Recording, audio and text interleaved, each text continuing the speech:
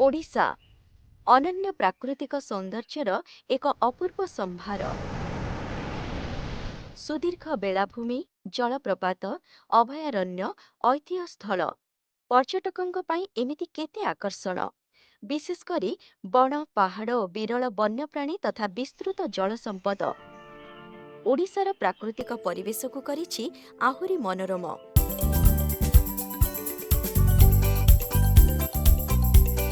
आसीछि पर्यटन ऋतु।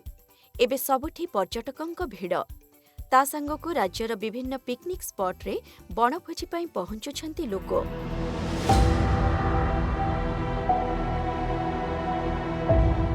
बनभोजी बेले साधारणतः लोके प्लास्टिक और थर्मोकोल प्रस्तुत प्लेट, चामच, ग्लास एवं पानी बोतल सह पॉलिथिन व्यापक व्यवहार करिथांती।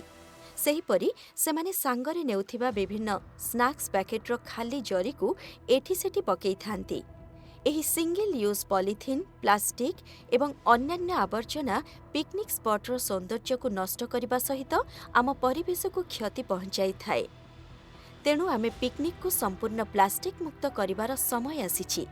ए दिगरे व्यापक सचेतनता सृष्टि लागि आरंभ होईछि एक विशेष अभियान प्लास्टिक फ्री पिकनिक चैलेंज।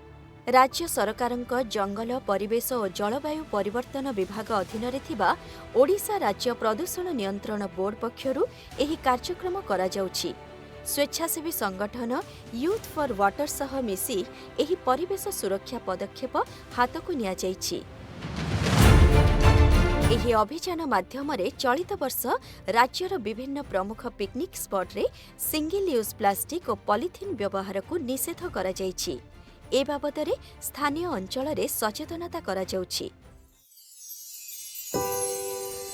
सब आसला तो आगु बाकी रहला दी बाकी रहबो फेर आसी के नहीं जीवा। अरे पिकनिक जाउछ बोले कोन मो घर सब जिंस खाली कर दबा ना कोन। चल मामा आमे सब जिंस फेरे के आनिबो। हाँ मौसी एटा मो दायित्व गोटी गोटी करी सब जिंस फेरी के आसीबो। की पिकनिक जानी तमरो घर प्लेट थाली सब नहीं की जाउछ।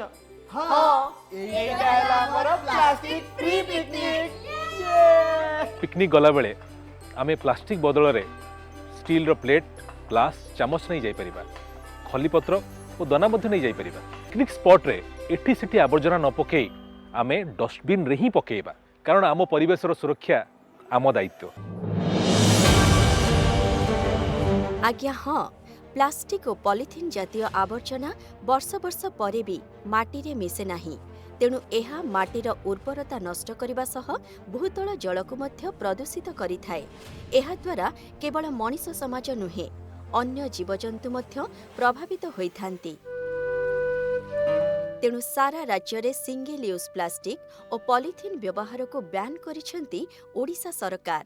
आसंतु केवल पिकनिक बेले नुहे घरे, ऑफिस रे एवं विभिन्न सामूहिक कार्य बेले सानी व्यवहार होई पारुथिबा उपकरण आपणाइबा। सेहीपरि स्थानीय अंचल रे मिलुथिबा परिवेश अनुकूल जिनिस व्यवहार करिबा। प्लास्टिक वर्जन करिबा, आम परिवेश को सुरक्षित रखिबा।